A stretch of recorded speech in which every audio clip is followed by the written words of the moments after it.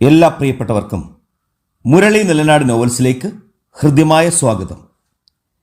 മെഴുവേലി ബാബുജി എഴുതിയ മാന്ത്രിക നോവൽ നാഗമുഖി തുടരുന്നു. അവതരണം രാജീവ് വെഞ്ഞാറമൂട്. പഞ്ചമി ഒരു ഞരക്കത്തോടെ കണ്ണു തുറന്നു. മുന്നിൽ കട്ട പിടിച്ച ഇരുട്ടാണ്. താൻ എവിടെയാണെന്ന് മനസ്സിലാക്കുവാൻ പിന്നെയും നിമിഷങ്ങൾ വേണ്ടി വന്നു. രുദ്രൻ തിരുമേനിയും ആ സുന്ദരിയും മനസ്സിലേക്ക് കടന്നു വന്നു. താൻ അവരെ തന്നെ നോക്കിക്കൊണ്ട് നിൽക്കുമ്പോഴാണ് മുന്നിലെ ഇരുളിൽ കണ്ണുകൾ ലയിച്ചു. താൻ ആ മാവിൻ ചോട്ടിൽ തന്നെയാണ് കിടക്കുന്നത്. അവൾ എണീറ്റിരുന്നു. പൊടുന്നനെ നടുക്കുന്നൊരു സത്യമറിഞ്ഞു. തൻ്റെ വസ്ത്രങ്ങളുടെ കുടുക്കുകൾ മുഴുവൻ അഴിഞ്ഞു കിടക്കുകയാണ്. ശരീരത്ത് ഞെക്കിപ്പിഴിഞ്ഞതുപോലെയുള്ള വേദന. അതിനർത്ഥം ആരോ തന്നെ ഒരിക്കൽ കൂടി കീഴടക്കിയിരിക്കുന്നു. ആര്? അതിനവൾക്ക് ഉത്തരം കിട്ടിയില്ല. തൊണ്ട വരണ്ടിരിക്കുന്നു. കഠിനമായ ദാഹം. താൻ അറിയാതെ എങ്ങനെ തന്നെ കീഴ്പ്പെടുത്തി. വല്ലാത്തൊരു ഗന്ധം വരുന്നതായും കണ്ണുകളിലേക്ക് ഉറക്കം ചേക്കേറുന്നതായും തോന്നിയത് ഓർമ്മയുണ്ട്. പിന്നീട് അവളുടെ മനസ്സിൽ രുദ്രൻ തിരുമേനിയുടെ മുഖം കടന്നു വന്നു. ഇനി അയാളായിരിക്കുമോ? പക്ഷേ അപ്പോൾ അയാളും ആ സുന്ദരിയും കൂടി. അവളുടെ കണ്ണുകൾ കാഞ്ഞിരത്തിൻ ചുവട്ടിലേക്ക് നീണ്ടു ചെന്നു. വിളക്കുകൾ കെടുത്താനുള്ള ശ്രമത്തിലാണ് രുദ്രൻ തിരുമേനി. കർമ്മങ്ങളൊക്കെ കഴിഞ്ഞിരിക്കുന്നു.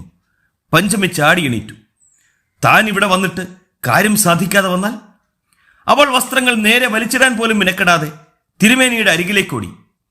പാദസരങ്ങൾ കിലുങ്ങുന്ന ശബ്ദം കേട്ട് തിരുമേനി ഞെട്ടിത്തിരിഞ്ഞു. അയാളുടെ കണ്ടത്തിൽ നിന്നും അസ്പഷ്ടമായ ഒരു സ്വരമുയർന്നു. കത്തി നിന്നിരുന്ന നിലവിളക്കുകളുടെയും പന്തങ്ങളുടെയും വെളിച്ചത്തിൽ തിരുമേനി അവളെ തന്നെ നോക്കി നിന്നു. അയാൾ ആദ്യം കാണുകയായിരുന്നു പഞ്ചമിയെ. ചുവന്ന വട്ടക്കണ്ണുകൾ അവളെ പലതവണ അടിമുടി ഒഴിഞ്ഞു. അഴിഞ്ഞു കിടക്കുന്ന ബ്ലൗസിനുള്ളിൽ തെറിച്ചു നിൽക്കുന്ന മാറിടങ്ങളിൽ പലതവണ കണ്ണുകൾ തറച്ചു. ഇവൾ സുരതക്രിയ കഴിഞ്ഞ് വരികയാണെന്ന് മനസ്സിലാക്കാൻ രുദ്രന് ഒരു മാത്രം മതിയായിരുന്നു. രക്ഷിക്കണം തിരുമേനി. അവൾ അയാളുടെ കാൽക്കൽ വീണു. രുദ്രൻ ചലിച്ചില്ല. കണ്ണുകൾ ഇമവെട്ടിയില്ല. എന്തു വേണമെന്ന് ചിന്തിക്കുകയായിരുന്നു അയാൾ.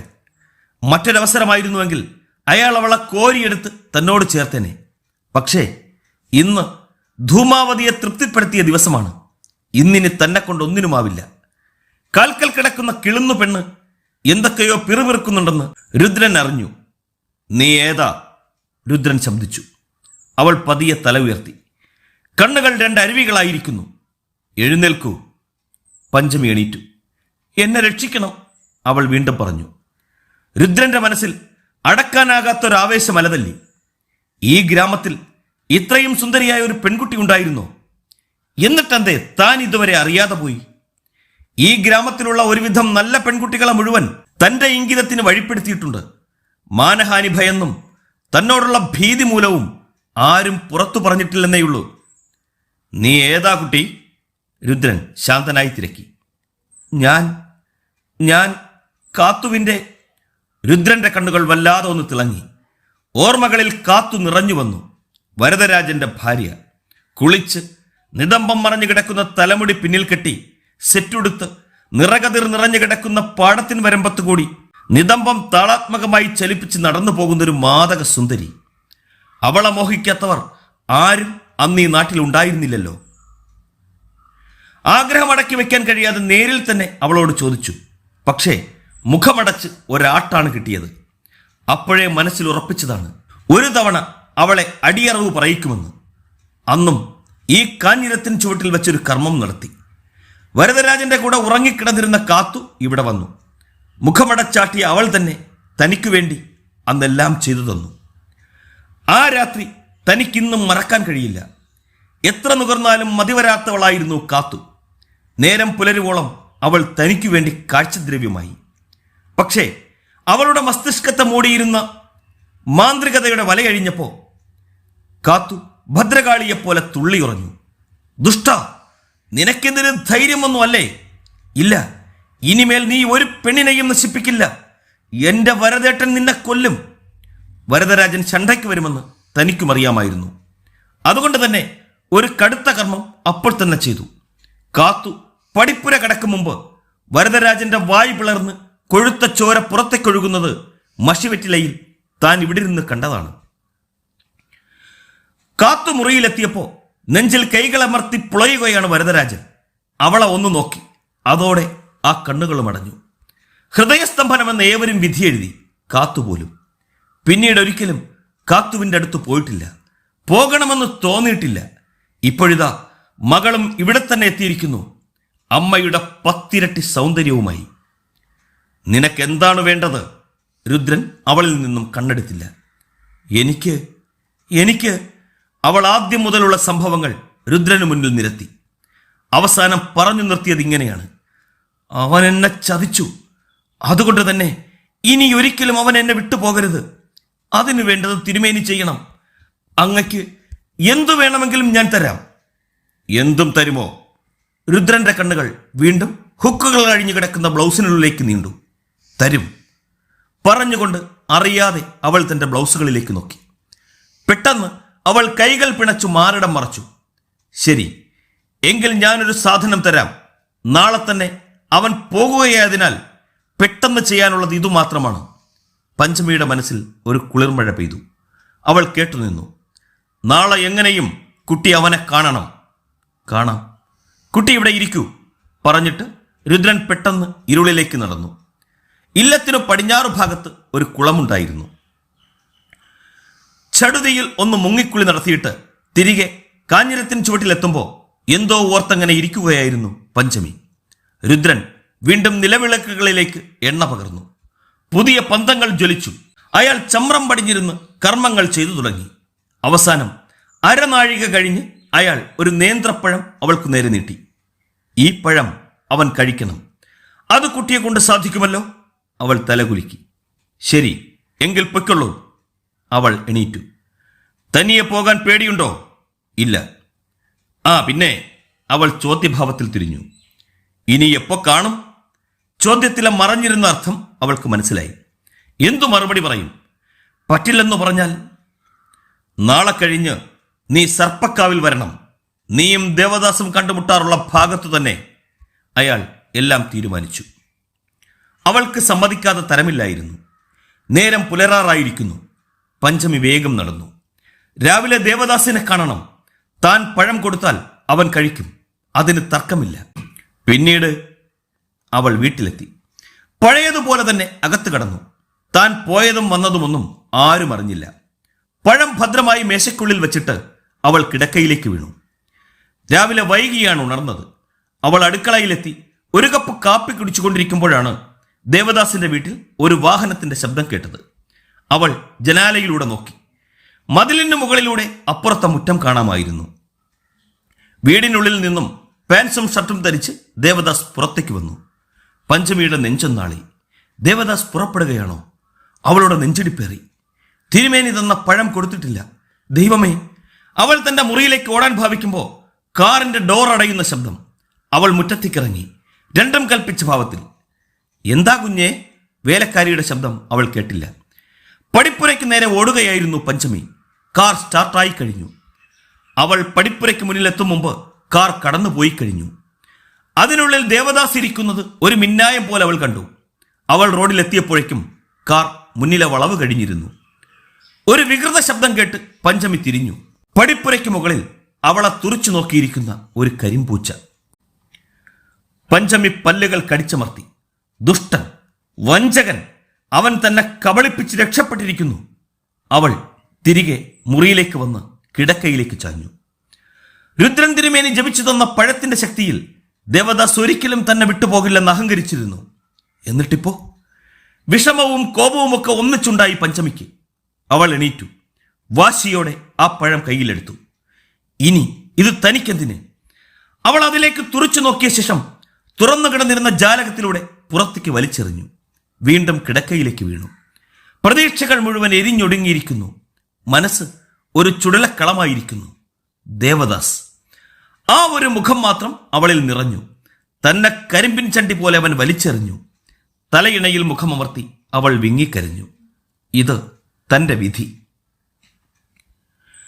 മകളുടെ ഭാവമാറ്റം കാത്തുവും ശ്രദ്ധിക്കുന്നുണ്ടായിരുന്നു. അവൾ ആഹാരം കഴിക്കാൻ പോലും പുറത്തു വരാതെ മുറിയിൽ തന്നെ ചടഞ്ഞുകൂടിയിരിക്കുന്നു. കരഞ്ഞു വീർത്ത കണ്ണുകൾ. പക്ഷേ എത്ര തിരക്കിയിട്ടും എന്തുണ്ടായെന്ന് അവൾ വിട്ടു പറയുന്നുമില്ല. കാത്തുവിന് മകളിൽ സംശയം ജനിച്ചു. ഇവൾ കാത്തുവച്ചിരുന്നതൊക്കെ നഷ്ടപ്പെട്ടോ എന്ന ഒരു തോന്നൽ. മറ്റാരെക്കാളും അത് മനസ്സിലാക്കാനുള്ള കഴിവ് തനിക്കുണ്ട്. പക്ഷെ ആര്? അവളുമായി അടുപ്പമുള്ളവരാരും ഈ ഗ്രാമത്തിലുള്ളതായി തനിക്കറിയില്ല. അങ്ങനെ ഉണ്ടായിരുന്നെങ്കിൽ ആ വിവരം എപ്പോഴേ തന്റെ കാതുകളിൽ എത്തിയേനെ. കാത്തു വാതിലിന് പിന്നിൽ നിന്ന് മകളെ ഒളിഞ്ഞു നോക്കി. ആരോ കശക്കിയെറിഞ്ഞ പൂവാണോ തന്റെ മകൾ? മനസ്സങ്ങനെ പറയുന്നു. കാത്തു മുറിക്കുള്ളിലേക്ക് കടന്നു ചെന്നു. അതുപോലും അറിയാതെ കിടക്കയിൽ കമിഴ്ന്നു കിടക്കുകയാണ് പഞ്ചമി.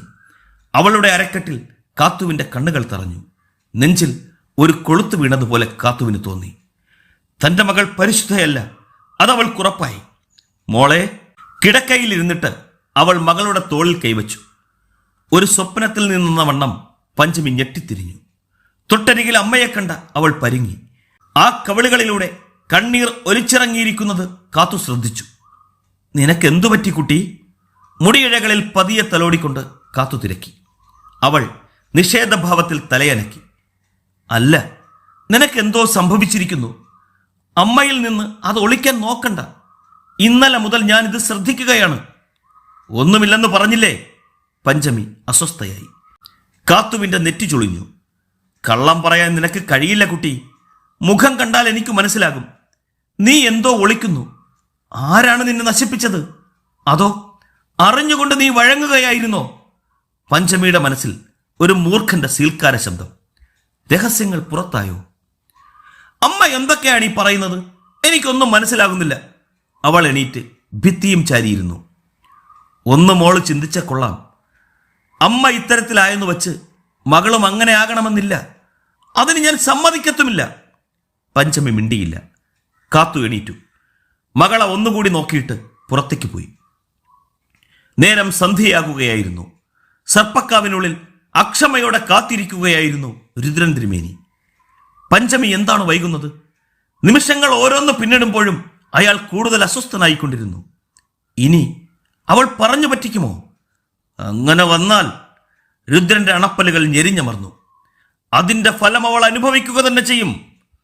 അവളുടെ അമ്മയെ കാഞ്ഞിരത്തിൻ ചുവട്ടിലെത്തിച്ച മന്ത്രം ഇപ്പോഴും തന്റെ മനസ്സിൽ തന്നെയുണ്ട്. ഒരിക്കൽ കൂടി ഇനി ആ കർമ്മം ചെയ്യാൻ തനിക്ക് മടിയൊന്നുമില്ല. പക്ഷേ ഈ ഒരു നിസ്സാര കാര്യത്തിനു വേണ്ടി ഒരു കർമ്മം നടത്തുക എന്നൊക്കെ പറഞ്ഞാൽ. സമയം ഇഴഞ്ഞു നീങ്ങുന്നു. തലയ്ക്ക് മുകളിലെ കൂറ്റൻ മരത്തിൽ ചേക്കേറിയിരുന്ന വാവലുകൾക്ക് ഇളക്കം തുടങ്ങി. അവറ്റകൾ ഇര തേടിയിറങ്ങേണ്ട സമയമായിരിക്കുന്നു. രുദ്രൻ വൃക്ഷത്തിന്റെ വേരിൽ നിന്നും എണീറ്റു. ഇന്നിനി അവൾ വരുമെന്ന് പ്രതീക്ഷിക്കേണ്ട. വർദ്ധിച്ച കോപത്തോടെ അയാൾ കാവിൽ നിന്നും പുറത്തേക്കിറങ്ങി. ഈ അവസരത്തിൽ എട്ടുകെട്ടിന്റെ പൂമുഖത്തിൽ തറയിൽ പുറത്തേക്ക് നോക്കിയിരിക്കുകയായിരുന്നു ഭവത്രാതനും. കഴിഞ്ഞ രാത്രിയിൽ ആ പെണ്ണ് സമ്മാനിച്ച സുഖനിമിഷങ്ങളിൽ നിന്നും അവന്റെ മനസ്സ് മോചിതമാകുന്നില്ല. ഭവത്രാതനും ആദ്യമായൊന്നുമല്ല സ്ത്രീ സുഖം അറിയുന്നത്. അച്ഛനെ തേടി എട്ടുകെട്ടിലെത്തിയിട്ടുള്ള പലരും അവന്റെ മോഹനമന്ത്രത്തിന് അടിമയായി കിടപ്പറയിലെത്തിയിട്ടുണ്ട്. പക്ഷേ അതൊന്നും ആരും അച്ഛനോട് പറഞ്ഞിട്ടില്ല. മറ്റാരോടും പറഞ്ഞിട്ടില്ല. ഇന്നലത്തെ പെണ്ണ് ഒരു തരത്തിൽ പറഞ്ഞാൽ രതിദേവത തന്നെയാണ്. അവളെ അങ്ങോട്ട് മറക്കാൻ കഴിയുന്നില്ല. അച്ഛൻ ഇനിയും പഠിപ്പിക്കാത്ത ചില കർമ്മങ്ങളുണ്ടെന്ന് അറിയാമായിരുന്നതിനാലാണ് തിരികെ പൊയ്ക്കൊള്ളാൻ പറഞ്ഞിട്ടും ആ പരിസരത്ത് തന്നെ ചുറ്റിപ്പറ്റി നിന്നത്. ഉപാസനാമൂർത്തികളെ കൊണ്ട് കാര്യം സാധിപ്പിക്കുന്നത് നേരിൽ കാണണമെന്ന് തോന്നി. അങ്ങനെ ഇരിക്കുമ്പോഴായിരുന്നു അവളുടെ ആഗമനം. രണ്ടാമതൊന്നും ചിന്തിക്കാനുണ്ടായിരുന്നില്ല. അവളെ ഉറക്കി കൈകളിൽ കോരിയെടുത്ത് തന്റെ മുറിയിലേക്ക് പോന്നു. തിരികെ അവിടെ തന്നെ കൊണ്ടുപോയി കിടത്തി. യഥാർത്ഥത്തിൽ സംഭവിച്ചത് എന്താണെന്ന് അവൾ ഇപ്പോഴും മനസ്സിലാക്കിയിട്ടുണ്ടാവില്ല. പഞ്ചമിയെക്കുറിച്ച് തന്നെ ചിന്തിച്ചിരുന്ന ഭവത്രാതൻ പകൽ നിശേഷം എരിഞ്ഞടങ്ങിയതോ രാത്രി വന്നെത്തിയതോ അറിഞ്ഞില്ല. ഇരുട്ടിലാണ് അവൻ ഇരിക്കുന്നത്. ഇല്ലത്ത് ഒരു വിളക്ക് പോലും കത്തിച്ചിട്ടില്ല. പൂജാമുറിയിലും തുളസിത്തറയിലും കാഞ്ഞിരത്തിന് ചുവട്ടിലുമൊക്കെ വിളക്ക് വയ്ക്കുന്നത് അവന്റെ ജോലിയാണ്. ഇന്ന് അവനെല്ലാം മറന്നിരിക്കുന്നു. പഞ്ചമിയെത്താഞ്ഞതിന്റെ കോപവും മനസ്സിലേറ്റി പടിപ്പുര കടന്നു വന്ന രുദ്രൻ ഒരു മാത്രം നിന്നു. ചുവന്നുരുണ്ട കണ്ണുകൾ ഉമ്മറത്തിരുന്ന് സ്വപ്നം കാണുന്ന മകനെ കണ്ടെത്തി. എടാ! അലർച്ച കേട്ട് ഞെട്ടി ഉണർന്ന ഭവത്രാതൻ മുന്നിൽ അച്ഛനെ കണ്ട് ചാടി എണീറ്റു. പക്ഷേ വൈകിപ്പോയിരുന്നു. രുദ്രൻ തിരുമേനിയുടെ ചവിട്ടേറ്റ് അവൻ ഉമ്മറത്തു നിന്നും മുറ്റത്തേക്ക് വീണ് കഴിഞ്ഞിരുന്നു. നീ വിളക്ക് കൊളുത്താതെ എന്തെടുക്കുകയായിരുന്നടാ ഏഭ്യ? ഭവത്രാതന് ഉത്തരമുണ്ടായിരുന്നില്ല. അവൻ വീണിടത്തു നിന്നും എണീറ്റ് തല കുനിച്ച് അകത്തേക്ക് നടന്നു. രുദ്രൻ പൂജാമുറിയിൽ കയറി വിളക്കുകൾ കൊളുത്തുമ്പോൾ ഭവത്രാതന്റെ കാലുകൾ ധൃതിയിൽ കാഞ്ഞിരത്തിന്റെ അരികിലേക്ക് നീങ്ങി. പ്രിയപ്പെട്ടവരെ, ആകാംക്ഷാഭരിതമായ നാഗമുഖി അടുത്ത ലക്കത്തിൽ തുടരും. ഈ കഥയെക്കുറിച്ചുള്ള നിങ്ങളുടെ വിലയേറിയ അഭിപ്രായങ്ങളും നിർദ്ദേശങ്ങളും കമന്റ് ബോക്സിൽ രേഖപ്പെടുത്തി ഞങ്ങളെ അറിയിക്കുക. മുരളി നെല്ലനാട് നോവൽസിനു വേണ്ടി സ്നേഹപൂർവ്വം രാജീവ് വെഞ്ഞാറമൂട്.